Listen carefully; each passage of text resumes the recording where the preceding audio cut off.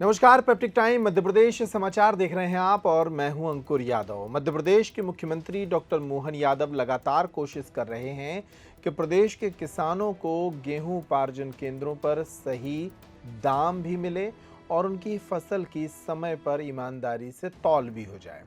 पिछले कुछ दिनों से लगातार गेहूं उपार्जन केंद्रों पर लापरवाही की खबरें सामने आई थी। तब एक दिन मुख्यमंत्री ने चेतावनी दी थी कि वे कभी भी किसी भी वक्त किसी भी उपार्जन केंद्र का दौरा कर सकते हैं और अब पिछले कुछ दिनों से वे लगातार किसी न किसी उपार्जन केंद्र पर पहुंच रहे हैं, जिससे अब प्रदेश के उपार्जन केंद्रों में हड़कंप की स्थिति बनी हुई है।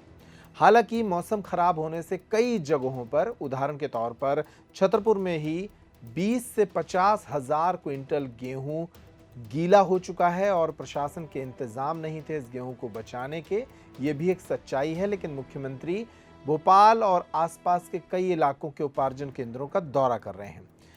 कुछ तस्वीरें आई हैं जिनको देख लेते हैं। मंगलवार को मुख्यमंत्री डॉक्टर मोहन यादव ने रबी विपणन वर्ष 2026-27 के तहत जारी गेहूं उपार्जन प्रक्रिया का जायजा लेने के लिए दताना सेवा सहकारी संस्था के नागझिरी स्थित एग्रो साइलो केंद्र का औचक निरीक्षण किया। इस दौरान मुख्यमंत्री ने किसानों की सुविधाओं को सर्वोपरि रखते हुए भंडारण क्षमता को लेकर एक बड़ा नीतिगत फैसला सुनाया है। मुख्यमंत्री ने निरीक्षण के दौरान कहा कि भारत सरकार के द्वारा इस वर्ष 100 लाख मीट्रिक टन गेहूं उपार्जन का संशोधित लक्ष्य रखा गया है। इसे देखते हुए जिन जिलों में भंडारण की कमी देखी जा रही है, वहां अब गोदामों के लाइसेंस क्षमता का 120% तक उपयोग करने का निर्णय लिया गया है। मान लीजिए लाइसेंस 100 क्विंटल गेहूं को भंडारण करने का है तो उसका 120% वो कर सकते हैं। सीएम ने स्पष्ट किया है कि इस निर्णय का मुख्य उद्देश्य किसानों की उपज का तत्काल भंडारण सुनिश्चित करना है। क्षमता बढ़ने से किसानों को अपनी फसल लेकर लंबा इंतजार नहीं करना पड़ेगा।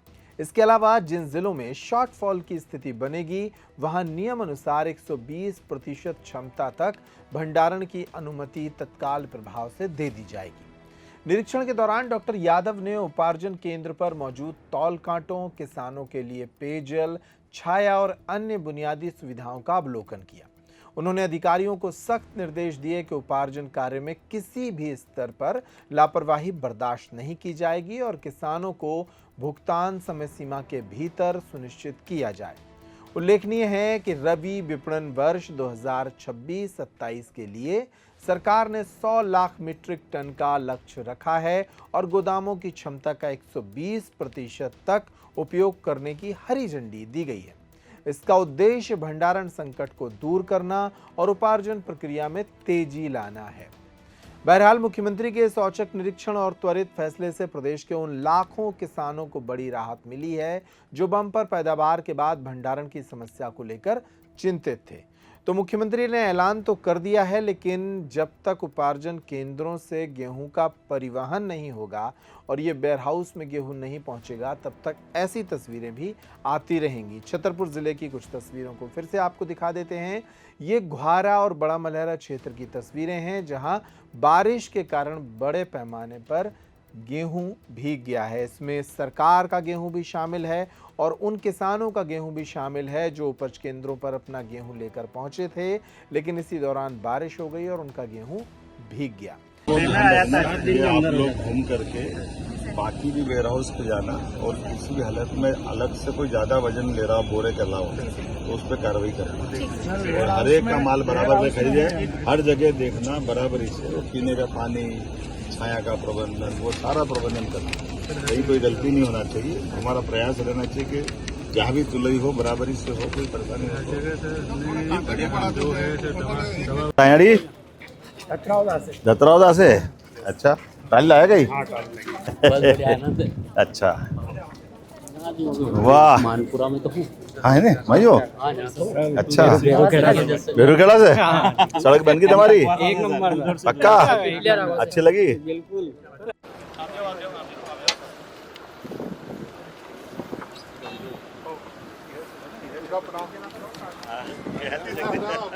तुम्हारा लाया गई कौन सो ये पीछे लो तुम्हारा